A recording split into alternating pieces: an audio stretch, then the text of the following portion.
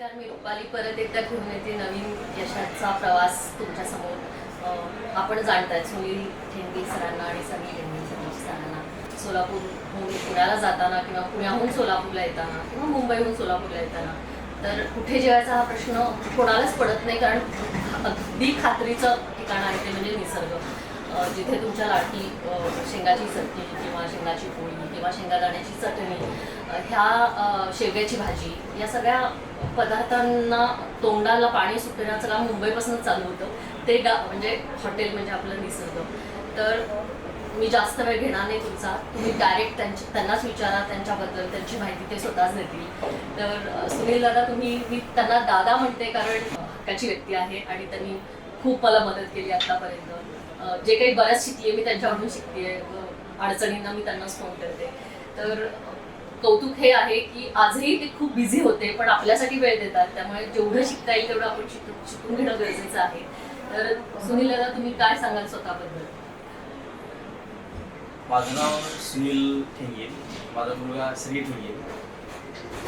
तर हॉटेल व्यवसाय हा जवळ 1972 पासून वडिलांनी चालू केला.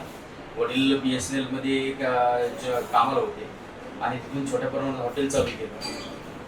परत नंतर त्यावेळेस हॉटेल चालू करताना म्हणजे आई वडिलांनी म्हणजे पाटावरती जेवण द्यायला चालू केलं. तिथून प्रवास चालू झाला. फार खतर प्रवास होता सगळा तो. पण ज्यावेळेस मग आम्ही ह्या बिझनेसमध्ये आलो, मग त्यावेळेस आम्ही प्रचंड प्रमाणात आम्ही वाढवलं. त्यावेळेस 5 पाट म्हणू आपण त्याला जेवणासाठी दिलेले, तिथून हॉटेल ते चालू केलेलं आहे. तिथून जो प्रवास आहे तर आज जवळजवळ 250 ते 300 टेबलचं हॉटेल आपण करतो. म्हणजे जवळजवळ ॲट अ टाइम 1200 लोक बसू शकतील एवढ्या मोठ्या कॅपॅसिटीचं आतापर्यंतची झेप आपली चालू आहे. म्हणजे पाटावरचं जेवण, तोंडाला पाणी सुटलं. आपण त्या माऊलीचा फोटो मागे बघू शकता की आता ते गेले सगळे यंत्र. आता मिक्सर आला, मायक्रोवेव्ह आला किंवा गॅस आला, शिवणी आली. पण ते जे काय म्हणतात, ती जी चव आहे पाटावरती तुम्ही वाटून जेवायला वाढणं, ती चवच वेगळी असते. आणि माझ्या मते तुमच्याकडे शेंगादाण्याची चटणी ती अजूनही पाटावरची आहे. म्हणजे ती चव, त्या खलबत्त्याची चव त्या चटणीला अतिशय सुंदर लागते, म्हणूनच ती चटणी वेगळी आहे मला असं वाटतं. बरोबर, म्हणजे ती एक स्पेशालिटी आहे. आणि त्या माऊलीचा हात आहे, आईचा हात म्हणजे हाताची चव म्हणतात ती चव अगदीच म्हणजे खूप खडतर होता. म्हणजे आता हे पाहून तर खरंच वाटतं की 72 साल म्हणजे किती वर्ष झाले तुम्ही या व्यवसायात. म्हणजे हा अनुभव इतका दांडगा आहे की जुनं आणि नवीन दोन्ही जोपासतात. कारण सनीरत आपले हॉटेल मॅनेजमेंट करून आलेले आहेत आणि त्यांची आता पुढची ऍडव्हान्स टेक्नॉलॉजी आणि पुढच्या सगळ्या नवीन भवितव्याची वाटचाल असेल. तर हा जो प्रवास होता इतक्या वर्षांमध्ये, त्यामध्ये तुम्हाला काय बदल वाटला जुन्या काळामध्ये आणि आत्ताच्या काळामध्ये?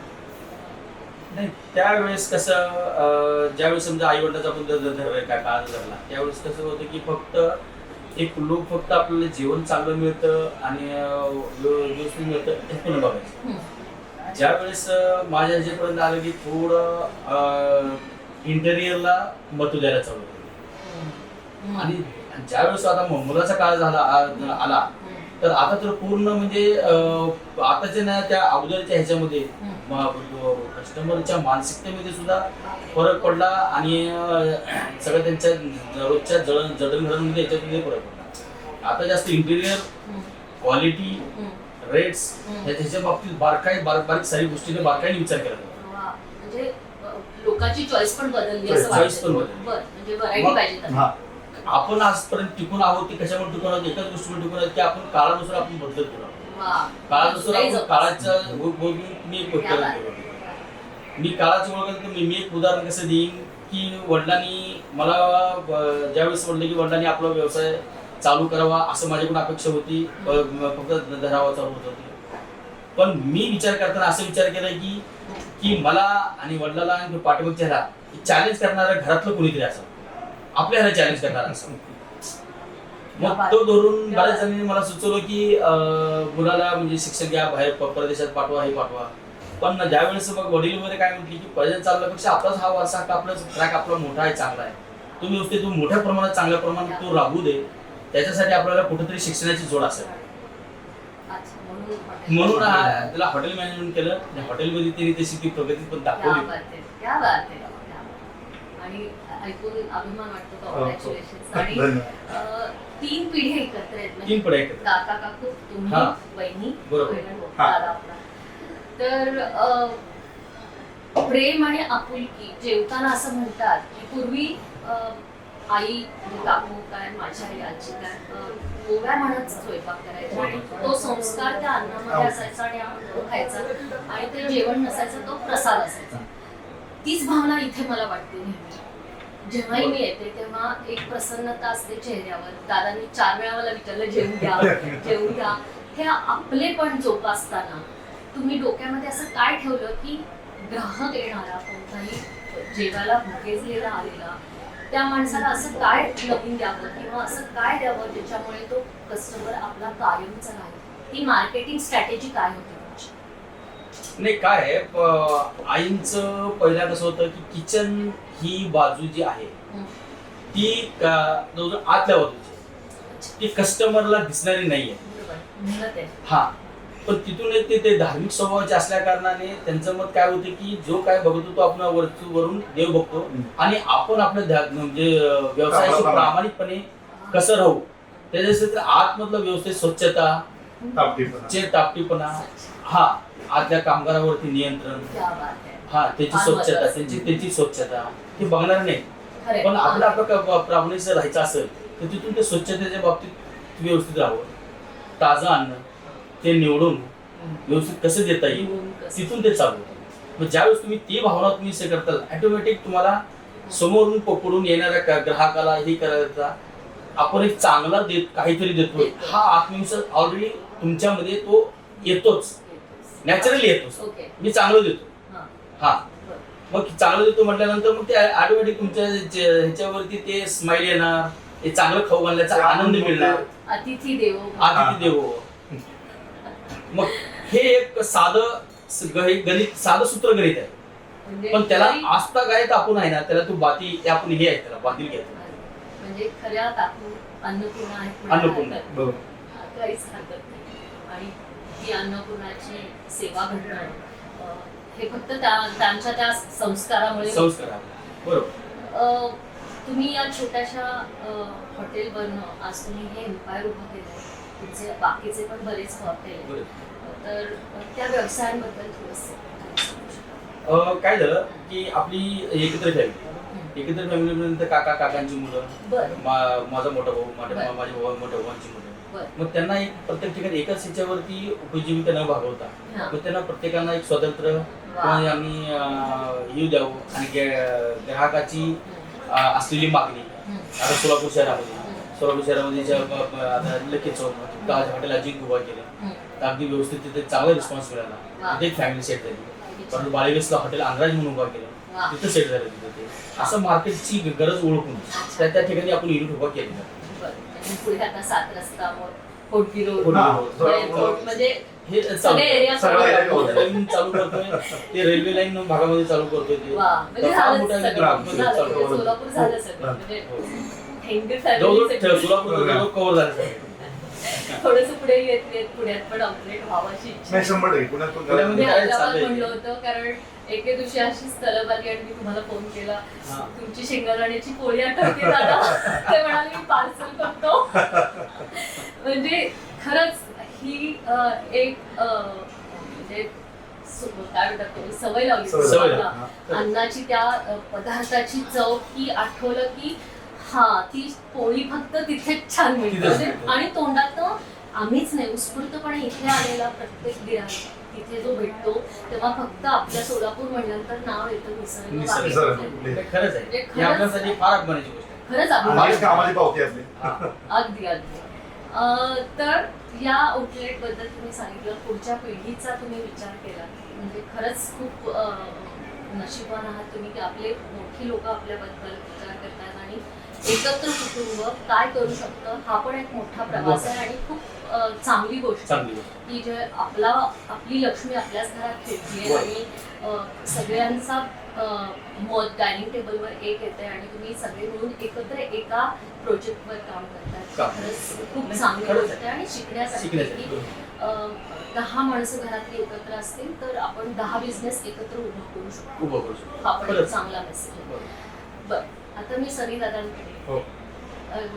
बाबांचा प्रवास खूप खडतर होता, आजोबांचा खडतर होता, तुम्ही हॉटेल मॅनेजमेंट केलं तर त्यांचा प्रवास वेगळा होता. तर तुमचं आता मिशन काय असेल आणि व्हिजन काय असेल पुढचं? मिशन एकच असणार आहे की आता आपण ज्या पद्धतीने आपण सध्या वेज रेस्टॉरंट उभा करतो, आपण अजून मोठ्या स्वरूपात काम करायचं आहे आणि जे आपलं महाराष्ट्रीयन जे आपलं जेवण जे महाराष्ट्रीयन फूड आहे ते आता आधी होत चाललंय. बरोबर, त्याच्यावर चांगला फोकस करायचा आहे. आधीच्या काळात काय व्हायचं की आधी वयस्कर मंडळी जे असायची तेच घरी ज्वारीची भाकरी बनवायचे, ठेचा बनला जायचो, त्यानंतर आपला हुग्गी असेल, गव्हाची खीर असेल ती बनली जायची. पण जसं ती पिढी आता जसं नाही कमी होत चालली आहे, ते जेवण पण मिळत नाहीये. आमचं मिशन जे असणार आहे की घरच्यासारखं जेवण लोकांना कुठे बाहेर करता आलं आणि ते फक्त आपल्या हॉटेलमध्ये करतात. ही विनम्रता बघून हा संस्कार दिसतोय दादा की एवढं शिकून सुद्धा जर आपली संस्कार आणि संस्कृती जपण्याचा ध्येय उद्देश असेल तर याच्यासारखा संस्कार मला तरी वाटत नाही एका बिझनेसमनचा असू शकेल. खूप छान वाटतंय बोलून, असं वाटतंय भरपूर प्रश्न विचारले. हुग्गी हा विषय खूप लाडका आहे आपला सोलापूरचा, तर तो पदार्थ काय हे आपल्या सगळ्या लोकांना कळलं पाहिजे. हुग्गी म्हणजे आपली गव्हाची खीर असते, जेणेकरून मोस्टली काय होतं की आपण सिद्धेश्वरांची आपली जे यात्रा असते तेव्हा आपण सिद्धेश्वरांची काठी जेव्हा आपले लोक घेऊन येतात संक्रांतीला, तर त्यावेळी तो त्या खिरीचा मान असतो. आणि सोलापूरचं शेंगा चटणी आहे, ज्वारीची कडक भाकरी आहे, ठेचा आहे, त्यातला एक आपला अविभाज्य घटक आहे म्हणजे हुग्गी आणि गव्हाची खीर. जी गुळ खोबरे आणि आपल्या तस्करी तूप महत्वाचं त्याच्यावर चव ती वेगळीच आहे. तर खूप आवडता विषय हा हुग्गी विषय, कारण की जे कोणी पाहणार आहे त्याच्या सगळ्यांच्या तोंडावर पाणी येणार आहे हे मात्र नक्की खात्रीपूर्वक. तर अशीच भरभराट होऊ दे. आता हे झालं खाण्याच्या रेस्टॉरंटबद्दल. तर पुढे काही असा मोठा हॉटेल बांधण्याचा किंवा अजून काही व्यवसाय वाढवण्याचा प्रयास आहे का? आहे ना, फक्त हॉटेल वापरता मर्यादित न राहता आपला मोठा फूड कोर्ट आपल्याला बांधायचा की जेणेकरून आपण सोलापुरातून पुण्याकडे निघाल प्रत्येक 80 किलोमीटरवरती आपलं एक चांगला आउटलेट करायचं आहे, फूड कोर्ट तयार करायचं जेणेकरून आपल्या प्रवाशांची गैरसोय होऊ नये. आता आपण जे टॉयलेट्स केलेत तर आपण children park, children play area केले, ते देखील आपल्याला सगळ्या ठिकाणी आपल्याला रुजू करायचं. एम इतकं असणार आहे की प्रवासी ज्यावेळी आपला हायवेला असेल किंवा सिटीमध्ये असेल तर आपल्या आउटलेट त्या आस्पत्याला घेतात. हे झालं फूड कोर्ट बद्दल. फूड कोर्ट मांडण्यासाठी लागणाऱ्या सगळ्या सुखसोयी म्हणजे सगळ्या गोष्टी ज्या आहेत, जागा म्हणा, तर मला हे उत्तर तुमच्याकडून हवेच मिळेल दादा की सोलापूरमध्ये बिझनेस टाकताना आपण काय पाहिलं आणि हाच व्यवसाय का निवडला? म्हणजे काका कपूरचा प्रवास ठीक होता, माऊली अन्नपूर्णा होती, पण हॉटेल जेव्हा आपण बनवायचा प्रयत्न करतो की रेस्टॉरंट चालवायचा प्रयत्न करतो तर एक व्हिजन असतं की जागा, मग त्याच्यासाठी लागणाऱ्या सुखसोयी, लाईट म्हणा किंवा पाणी म्हणा किंवा वॉशरूम्स म्हणा, ज्या काही गोष्टी आहेत लागणाऱ्या, टेबल्स म्हणा, खुर्च्या आहेत, सगळ्याच गोष्टी, इन्फ्रास्ट्रक्चरचा जो पॉईंट आहे तर तो करताना घरामधल्यांचा व्हिजन किंवा त्यांचा दृष्टिकोन आणि तुमचा दृष्टिकोन काय होता आणि तुम्ही ते कसं मॅनेज केलं? आपला जागा अशी हवी होती की हायवेला लगत असावी.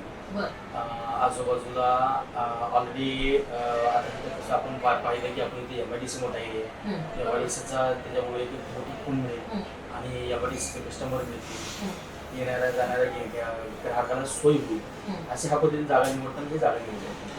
एक मोठं पार्किंगचे एरिया त्यावेळेस घेतला, एरिया आपण मोठा घेतला होता. त्यावेळेस हॉटेल काढताना त्यावेळेस बऱ्याच जणांनी असं विचार होतं की एवढी मोठे कशाला जागा लागणार आहे, एवढं सोडतानाच एवढं पार्किंग का सोडताय तुम्ही.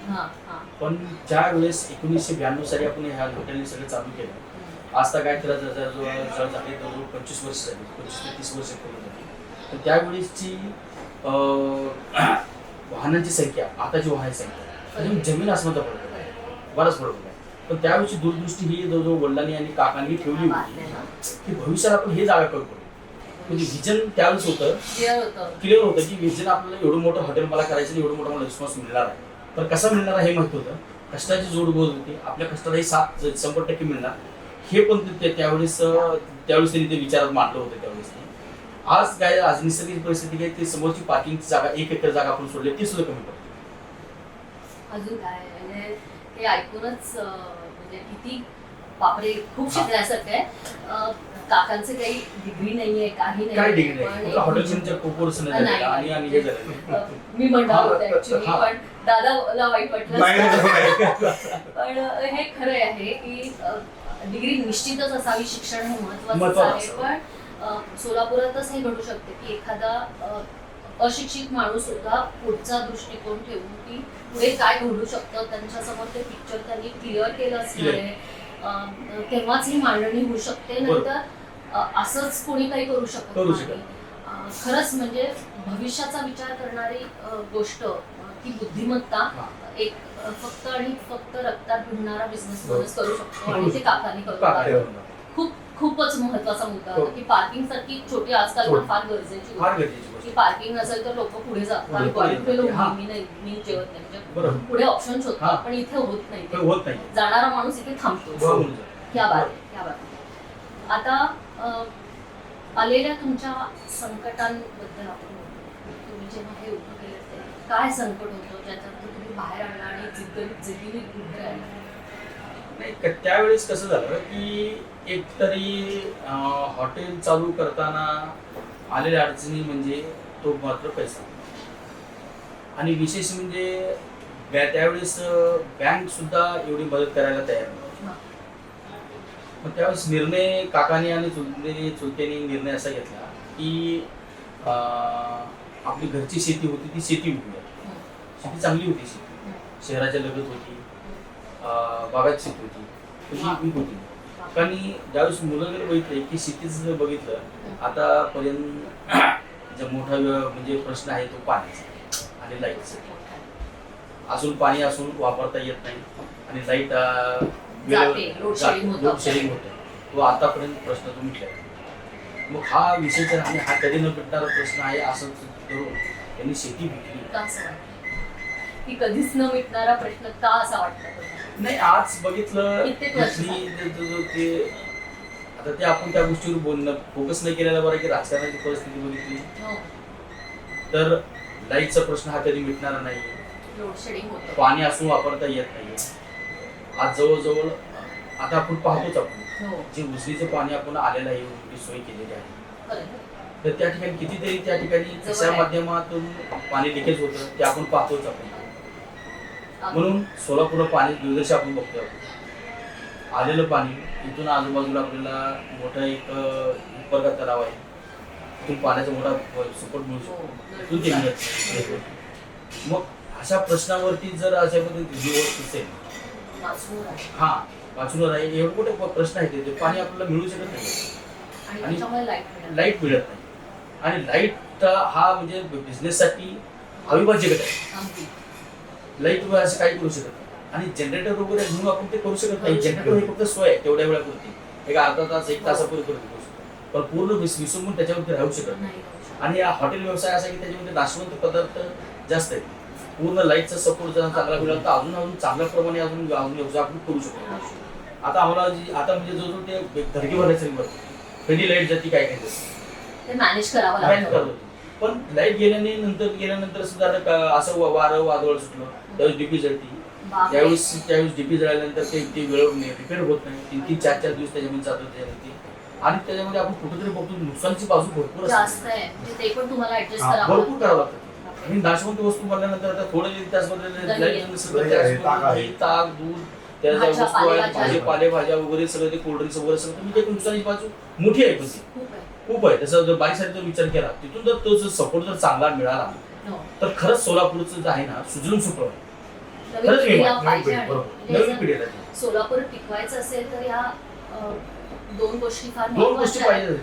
त्याच्याशिवाय तुम्ही लोक आता वडिलांना कसं आहे, आई वडिलांना त्यांच्या पिढीला ती सवय पडून गेली, आम्हाला त्याच्याबरोबर आम्हाला त्यांचं पाहून आम्हाला पण सवय पडून गेली. पण हे जनरेशन जे आहे ना हे सहन करायला तयार नाही. सहन करण्यापेक्षा दादा त्याला- मला असं म्हणायचंय की, हा. माझा हा मुद्दा खूप मला तुम्ही बोललात म्हणून की अन्न वाया जात आहे आणि सुदैवाने टेक्नॉलॉजी इतकी ऍडव्हान्स आहे की आपल्याला फ्रीज सारखी गोष्ट मिळते किंवा बरोबर. मायक्रोवेव्ह सारखी हा. मिक्सर सारखी ज्या बिचाऱ्या काकूंनी वाटावरती वाटून तुम्हाला करण्यापेक्षा ते 2 लोकांना खाऊ शकतील तर मिक्सरमुळे आज तुम्ही 10 लोकांना बरं. चटणी खाऊन घालू शकता. बरोबर. ही खूप टेक्नॉलॉजी बरं. त्या मानाने खूप चांगली आहे. प्लस आणि मायनस दोन्ही गोष्टी आहेत. बरोबर. आपण हायलाइट करूया प्लस वरती. हा. मिक्सर चालणार कसा?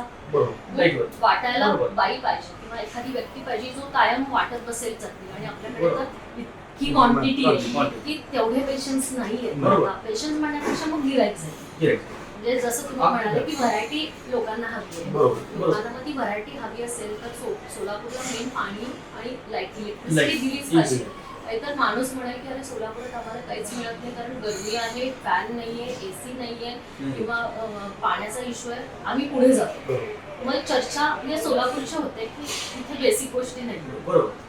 आज तुम्ही जपता या गोष्टी की इलेक्ट्रिसिटीसाठी नाही आणि एवढं अन्न वाया जाताना खरंच खूप नुकसानाची खरंच गोष्ट आहे. नुकसान. मग ते कसं मॅनेज करतात?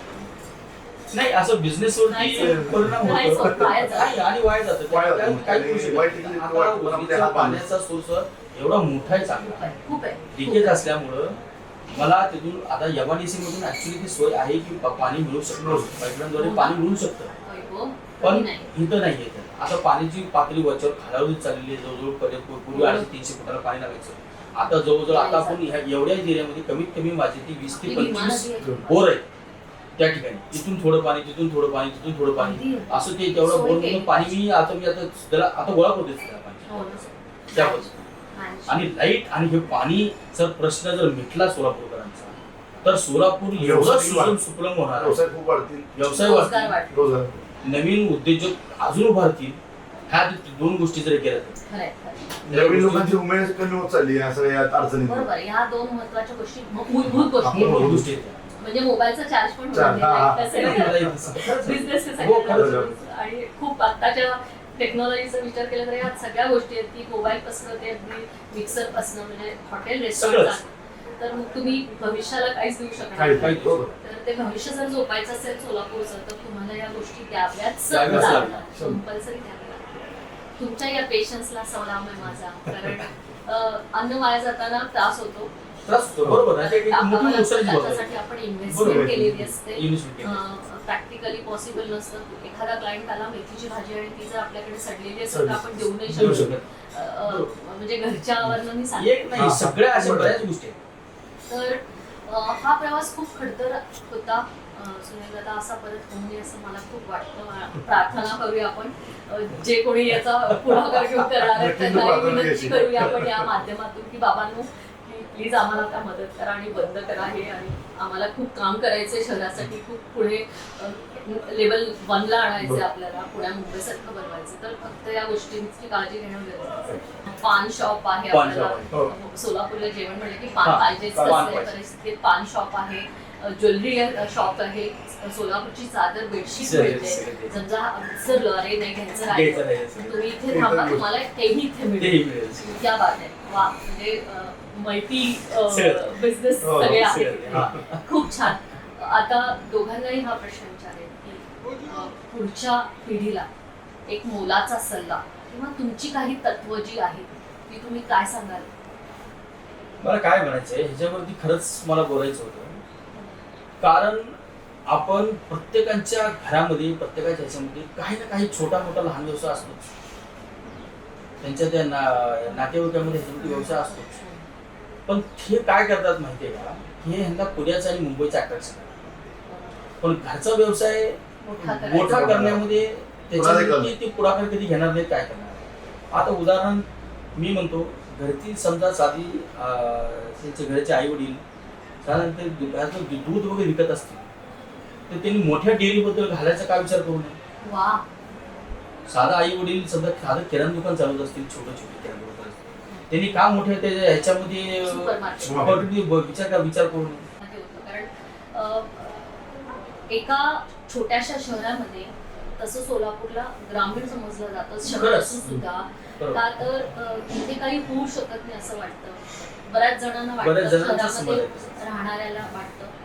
तुम्ही म्हणालात की बाहेर जातात मुलं परत येतात, पण नित्या विनयीनं शोभते असं तुमच्या बरोबर. सनी दादाचं म्हणणं मी जे पाहतेय हो की हॉटेल मॅनेजमेंट पुण्यात जरी केलं तर आज लाखोनी तो कमवू शकला असता कमवू दादा. शकला. आणि तू परत आलास हो. आणि इथे आई वडिलांचं आणि आजोबांचं स्वप्न तुम्ही पूर्ण करताय. तुम्हाला खूप माझ्या मनापासून शुभेच्छा. आणि निसर्ग अख्ख्या महाराष्ट्र काय जगभर व्हावं. म्हणजे परदेशात गेलेला सोलापूरकर पण म्हणेल की अरे मिळाली मला चटणी किंवा शेंगादाण्याची पोळी, अशी माझी इच्छा आहे की नवीन पिढी तुमची पुढची पिढी करेल अशी खात्री करते आणि माझ्या खूप शुभेच्छा देते. काकांचा इंटरव्ह्यू राहिला आपला, पण काकांचा आशीर्वाद नक्कीच माझ्या पाठीशी असेल याची खात्री काकांचं आहे. फार योगदान आणि काकांचे अगदी अगदी. त्याच्या ह्याच्या बाबतीत त्यांचे विजन खरंच त्याला हो, म्हणजे सलाम. सलाम आहे, खरंच सलाम खरंच आहे. म्हणजे पार्किंगचा तर हा किस्सा मी ग्राहकाबद्दल आत्मीयता जी होती आजोबांना अगदी. ती वेगळीच म्हणजे ग्राहकाच्या कुठलाही कोर्स बाबतीत MBA हा काय आणि घेतलं त्याच्या तर- बाबतीत म्हणजे आता ही शेंगापोळी खवापोळी चालू करताना कस्टमरला रुजवता थोडा त्रास झाला नसेल. अगदी, मग म्हणजे काय म्हणजे हा. अरे आम्ही घरी खातो इथे काय त्याच्यावर खातो? असं व्हायचं की 5-5 किलो खवा असा खराब व्हायचा. म्हणजे खवा जेव्हा आठवून आपण जेव्हा ते फॉर्म्युला तयार करत हो, होतो अगदी. अक्षरशः 5-5 किलो जेव्हा खवा पूर्ण जेव्हा खराब होतो तो परत यूज करू शकत नाही. सोनपूर पण पण राबवली द्यायचं. द्यायचं आणि राबवलं. आजोबांचं विजन असं होतं की द्यायचं. आणि- तडजोडच करायची म्हणजे सवयच नाही की तडजोड करायचंच नाही. बरं जण सुचलं आणि काय मी शेंगापोळी आपण घरी करतोच की आपण मग कोण खाणार आहे तुमच्या इथं? दोघा दादांचे मनापासून खूप कौतुक म्हणजे अभिमान वाटतो तुम्हाला. असेच तुमची विनम्रता, असाच तो प्रसाद, असंच ते प्रेम कायम सगळ्या बरोबर. सोलापूरकरांवर राहून असेच चविष्ट अजून पदार्थ खायला मिळो आणि भरभरून खायला मिळो. तर तुम्हा दोघांचे मनापासून आभार मानते. वेळ काढून बाहेर खूप बरोबर. गर्दी आहे अगदी. तरी वेळ काढलात आणि मला वेळ दिला, चॅनलला वेळ दिला आणि आपल्या नवीन पिढीला घडवण्याचं काम तुम्ही करण्याचा एक प्रयास तुमचा दिला. याबद्दल मी खरंच मनापासून धन्यवाद. Thank you so much. संजय आणि सनीदादा खूप महत्वाचा वेळ दिला आणि मोलाचे सल्ले आपल्या प्रेक्षकांना तुम्ही दिलेले आहेत आणि तो नक्कीच सगळ्यांना खूप उपयोगी पडणार आहे आयुष्यात. आणि हे छोटंसं भेट त्यावर नावं #MH30 तर्फे हा प्रवास असाच भरभराटीचा जावो आणि खूप यश संपादन करो अशी शुभेच्छा.